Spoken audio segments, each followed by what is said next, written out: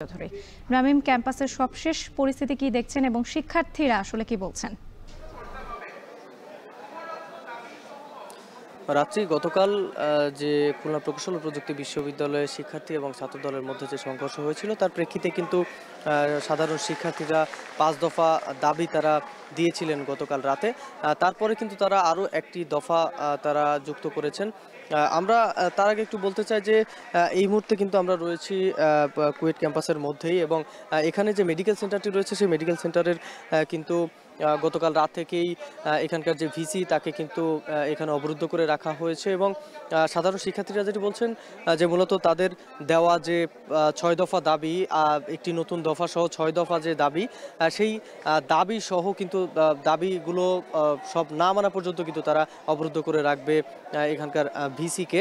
তাদের প্রধান দাবি হচ্ছে এই যে ক্যাম্পাস রয়েছে কুয়েটের, এই ক্যাম্পাসে কিন্তু যে ছাত্র রাজনীতি সেটি একেবারে বন্ধ করতে হবে।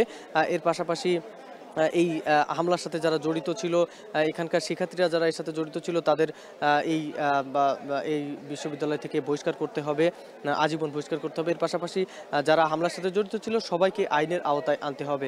এর পাশাপাশি এর আগে যে ৫ দফা রয়েছে, টোটাল ৫ দফা মেনে নিয়ে তারপরে কিন্তু ভিসি প্রভিসির পদত্যাগের দাবি কিন্তু জানিয়েছেন এখানকার সাধারণ শিক্ষার্থীরা। এখানে শিক্ষার্থীরা যেটি বলছেন যে মূলত গতকালকে কিন্তু ছাত্রদলের নেতাকর্মীরা এসে ক্যাম্পাসের মধ্যে এসে স্থানীয় কিছু জনগণ নিয়ে এসে তারা এখানে শিক্ষার্থীদের উপর হামলা করেছে। এতে কিন্তু অনেক সাধারণ শিক্ষার্থী আহত হয়েছে বলে তারা আমাদেরকে জানিয়েছেন। তারা যেটি বলছেন যে আজকে দুপুর ১টা পর্যন্ত কিন্তু ভিসি প্রভিসি যারা রয়েছেন, বিশ্ববিদ্যালয়ের প্রশাসন যারা রয়েছেন তাদেরকে কিন্তু সময়সীমা বেঁধে দেওয়া হয়েছে এবং এই ১টার মধ্যে যদি তারা তাদের এই ৬ দফা দাবি না মানেন তাহলে কিন্তু তারা কঠোর পদক্ষেপে যাবে এবং এখানে একাডেমিক ভবন যেগুলো রয়েছে, এখানে শিক্ষা ভবন যেগুলো রয়েছে প্রত্যেকটা জায়গাতে কিন্তু তারা সিলগালা করে দেবেন, এমন কথাই এখানকার শিক্ষার্থীরা বলছেন। তারা যেটি বলছেন যে এখানকার যে ভিসি প্রভিসি তারা কিন্তু বিশ্ববিদ্যালয়ের প্রশাসন বিশেষ করে তারা কিন্তু গতকালকে যে ঘটনা সেই ঘটনা কিন্তু তারা ব্যর্থ হয়েছে সামাল দিতে, যার কারণে তাদেরকে পদত্যাগ করতে হবে বলে সেখানকার সাধারণ শিক্ষার্থীরা বলছেন। তবে বিশ্ববিদ্যালয়ের প্রশাসনের পক্ষ থেকে কিন্তু আমরা এখনো পর্যন্ত কিছু জানতে পারিনি।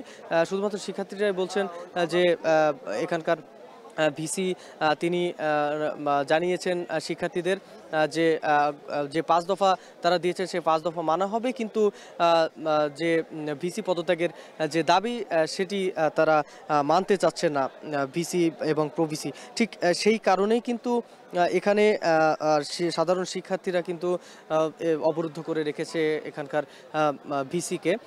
এখনো পর্যন্ত কিন্তু তিনি অবরুদ্ধ হয়ে আছেন। এখানকার যে মেডিকেল সেন্টার রয়েছে সেখানে কিন্তু গতকাল সন্ধ্যার পরেই এখানে তিনি এসেছিলেন এবং আসার পরে কিন্তু শিক্ষার্থীরা এই দাবিগুলো তাকে জানিয়ে তারপর সেখানে অবরুদ্ধ করে রেখেছেন। এই দাবিগুলো যতক্ষণ না পর্যন্ত না মানা হবে ততক্ষণ পর্যন্ত কিন্তু এই শিক্ষার্থীরা এই আন্দোলন চালিয়ে যাবেন, এই বিক্ষোভ চালিয়ে যাবেন বলে এখানকার শিক্ষার্থীরা কিন্তু জানিয়েছেন। তো এই ছিল আমার কাছে খুলনার যে এই শিক্ষার্থী এবং ছাত্রদলের সংঘর্ষের পরিস্থিতি, তার সবশেষ খবর। কুয়েটে গতকালের সংঘর্ষের ঘটনায় ক্যাম্পাস জুড়ে এখনও বিরাজ করছে থমথমে অবস্থা। এ বিষয়ে বিস্তারিত জানাতে আমাদের সঙ্গে যুক্ত ছিলেন রামিম চৌধুরী।